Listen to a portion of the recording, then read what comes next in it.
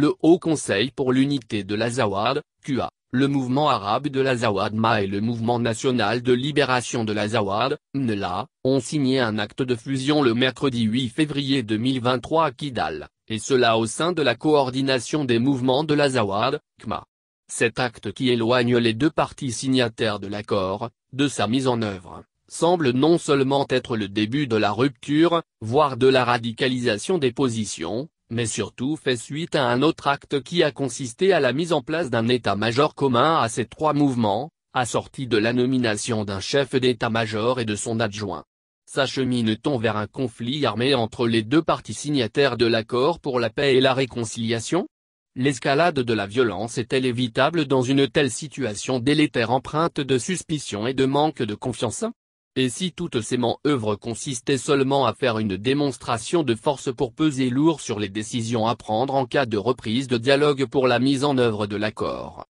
Comme une réponse du berger à la bergère, après l'achat par le gouvernement malien des nouveaux équipements militaires composés en majorité des aéronefs de combat et surtout leur exhibition devant l'opinion nationale et internationale, la CMA a répondu non seulement par la fusion des forces militaires et politiques de trois mouvements qui la composent, à savoir le QA, le MA et le MNLA, mais aussi et surtout par la nomination d'un chef d'état-major et son adjoint.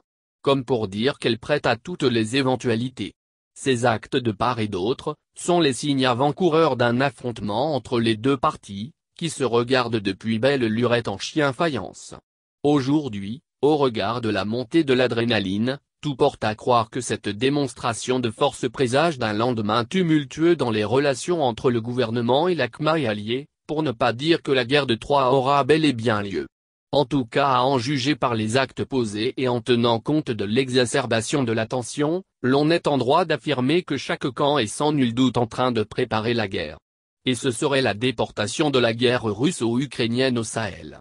Car les alliés de l'Ukraine qui se trouvent être ceux de la CMA, à savoir la France et ses partenaires occidentaux, seront opposés à la Russie, principal soutien de taille du gouvernement malien. À qui profite une escalade de la violence entre l'armée malienne et la CMA? En tout cas pas aux populations maliennes qu'elles soient du sud ou du nord.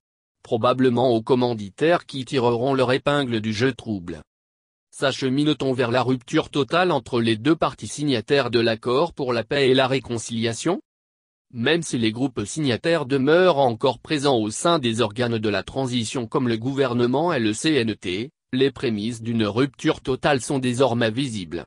Rien qu'en à juger par la suspension de leur participation à toutes les activités du comité de suivi du processus et surtout le refus de siéger au sein de la commission de finalisation de l'avant-projet de la nouvelle constitution, l'on peut affirmer sans risque de se tromper que les mouvements signataires de l'accord ont la volonté de s'affranchir de la tutelle de Bamako et veulent déchirer et jeter l'accord à la poubelle. En tous les cas, les derniers développements dans la désormais affaire maliano-malienne prouvent à suffisance que l'accord pour la paix et la réconciliation est dans des beaux draps et son pronostic vital est engagé. L'escalade de la violence est-elle évitable dans une telle situation délétère empreinte de suspicion et de manque de confiance? Rien qu'à travers les actes posés de part et d'autre, on en conclurait simplement que les deux parties finiront par s'affronter. En effet, d'une course effrénée aux armements, côté gouvernement, l'on assiste également à une fusion des forces éparses des trois mouvements, qui constituent la CMA. Donc la coupe semble pleine pour un affrontement armé. Tous les signes avant-coureurs d'une escalade de la violence sont désormais perceptibles. Cette guerre n'est-elle pas évitable? La réponse est oui, et il suffit juste d'analyser en profondeur et sans passion, on arriverait à la conclusion qu'aucune des deux parties, qu'il soit l'État au sud ou de la CMA au nord, ne gagnera cette guerre et le risque d'une afghanisation, ou d'une somalisation du Mali est désormais plausible. Et pourtant tous les ressorts ne sont pas cassés pour éviter que le pays ne s'enlise dans un conflit armé aux conséquences désastreuses.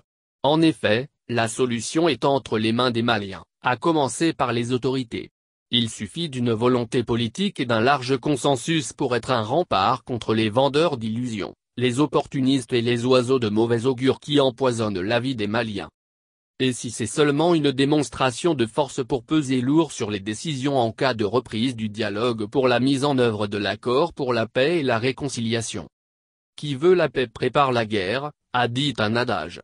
l'on doit souhaiter simplement que ces manœuvres militaires et l'achat d'équipements n'ont d'autre but que de sécuriser notre territoire des envahisseurs, des terroristes et des ennemis du Mali et qu'ils ne doivent nullement servir à s'entretuer. Donc il ne pourrait s'agir que d'une démonstration de force de part et d'autre afin de compter au moment de la mise en œuvre de l'accord. En effet, si nous reconnaissons avoir assisté à l'exhibition de la puissance de feu de part et d'autre, nous osons espérer que toutes ces manœuvres sont juste un signal, mais que force restera au dialogue et à la négociation.